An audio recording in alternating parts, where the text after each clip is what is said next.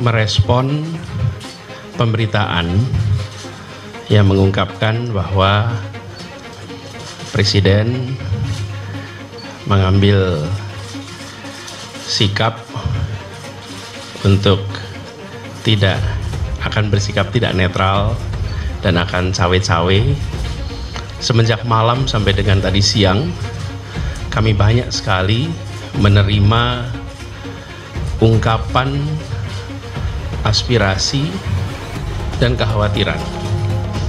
Ada yang mengungkapkan kekhawatiran penjegalan, ada yang mengungkapkan kekhawatiran kriminalisasi, ada yang mengungkapkan kekhawatiran tentang tidak netralnya penyelenggaraan pemilu, ada kekhawatiran tentang caleg-caleg yang mungkin dapat perlakuan tidak fair, partai-partai yang dapat perlakuan tidak fair, calon-calon presiden yang dapat perlakuan tidak fair, kemudian juga potensi terjadinya kecurangan.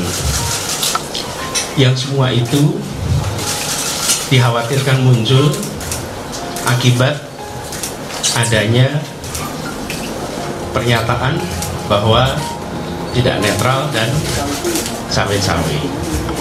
Nah, kami berharap kekhawatiran-kekhawatiran yang tadi diungkapkan itu tidak benar. Itu adalah kekhawatiran saja, dan dalam kenyataannya kita berharap pemilu tetap seperti semula, pilpres tetap seperti semula. Setiap partai punya hak yang sama untuk mencalonkan, setiap caleg punya hak yang sama untuk berkampanye dan mendapatkan perlakuan yang sama. Begitu juga dengan setiap capres memiliki hak yang sama. Penyelenggara juga melakukan ini dengan fair, dengan baik dan netral. Jadi kami berharap bahwa kekhawatiran-kekhawatiran itu tidak benar, dan justru yang terjadi adalah pelaksanaan yang baik, pelaksanaan yang sesuai dengan prinsip demokrasi, jujur, adil, dan kami mengajak kepada seluruh masyarakat untuk mari sama-sama kita menyambut pesta demokrasi ini sebagai bagian dari memastikan bahwa masa depan bangsa kita setahap demi setahap terus makin baik. Koalisi perubahan tetap solid dan kami tetap fokus kepada agenda-agenda dasar. Saya mengucap syukur kepada Tuhan. Ya, sebelumnya saya hadir di sini dalam kapasitas Ketua PGRI DKI Jakarta. Dan saya bersyukur kepada Tuhan bahwa di tempat ini boleh berdiri sebuah gereja yang megah seperti ini. Saya percaya ini karya Tuhan yang hebat. Dan ini membuktikan bahwa Jakarta aman bagi semua. Amin. Semua aman, semua suku.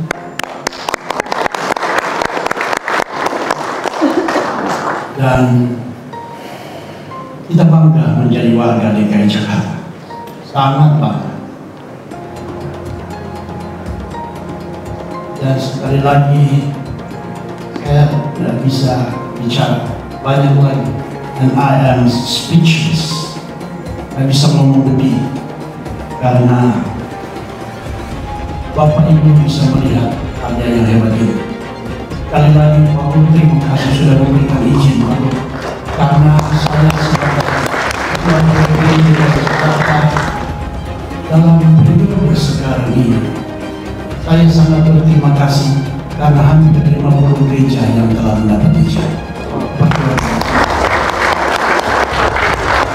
Dan saya menganggap bahwa masa periode ini adalah masa yang sangat baik bagi khususnya umat Kristen di DKI Jakarta, dan tentu bagi seluruh umat beragama yang ada di DKI Jakarta. Saya berdoa kepada Tuhan untuk waktu-waktu yang akan datang, masa yang baik seperti ini bisa berkelanjutan. dan Bapak Ibu bisa melihat gubernur kita ini. Dia mengasihi semua suku, semua agama. Tidak ada dibeda-bedakan. Karena dalam periode ini saya sebagai pemimpin gereja di DKI Jakarta. Mengejutkan, anak pendeta bongkar sikap tak terduga Anies Baswedan soal IMB gereja di Jakarta. Saya ingat betul, dikutip dari Warta Ekonomi Jakarta. Manajer Tim Gubernur untuk Percepatan Pembangunan TGUPP Bidang Community and Stakeholder Engagement era Anies Baswedan, Billy David Norotu Milena membongkar siasat belakang layar sang gubernur untuk memperjuangkan beberapa IMB pembangunan gereja di Jakarta yang bahkan sampai puluhan tahun tak lintas kepemimpinan gubernur tak pernah diterbitkan. Menurut Billy yang juga putra dari seorang pendeta di Papua ini, ia melihat langsung bagaimana keseriusan Anies dalam masalah IMB gereja ini. Saya ingat betul keseriusan Pak Anies memimpin proses pendekatan langsung ke masyarakat, ujar Billy saat bincang di kanal YouTube Guys Khalifa dikutip Minggu 28 Mei 2023. Salah satu yang diingat David adalah saat muncul penolakan dari warga sekitar saat hari H pemberian IMB ke sebuah gereja. Menurutnya, Anies turun langsung berdialog dengan warga sekitar yang melakukan penolakan terkait pemberian IMB gereja ini. Ketika hari H muncul juga ada penolakan. Saat itu kasusnya 2 IMB gereja di Lobang Buaya. Tapi yang dilakukan Pak Anies yang tak banyak orang tahu, dia datang setelah sholat zuhur tanpa media, tanpa pejabat pendampingnya. Beliau datang sebagai orang yang memohon restu kepada warga dan orang tua setempat, jelasnya. Menurut David, sikap Anies yang turun langsung ke masyarakat untuk menyelesaikan masalah puluhan tahun ini merupakan sikap sejati seorang pemimpin. Ia menyebut diplomasi Anies berdialog langsung dengan warga sekitar yang melakukan penolakan sangat efektif untuk mencari jalan keluar bersama. Itu menunjukkan kerendahan hati seorang pemimpin.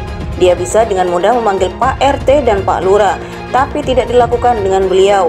Beliau yang datang langsung saat dialog terjadi kehangatan, saling menguntungkan, jelasnya. Warga setempat merasa pemimpinnya hadir, memberikan solusi, datang dan mendengar. Ketika datang pun sebenarnya dia melihat masalahnya sederhana, bukan pelik. Dia datang justru mencairkan suasana. Sampai sekarang ketakutan seperti penolakan tidak terjadi lagi, tambahnya. Menurut David, sikap Anies yang turun langsung ke masyarakat untuk menyelesaikan masalah puluhan tahun ini merupakan sikap sejati seorang pemimpin. Ia menyebut diplomasi Anies berdialog langsung dengan warga sekitar yang melakukan penolakan sangat efektif untuk mencari jalan keluar bersama. Itu menunjukkan kerendahan hati seorang pemimpin. Dia bisa dengan mudah memanggil Pak RT dan Pak Lurah, tapi tidak dilakukan dengan beliau.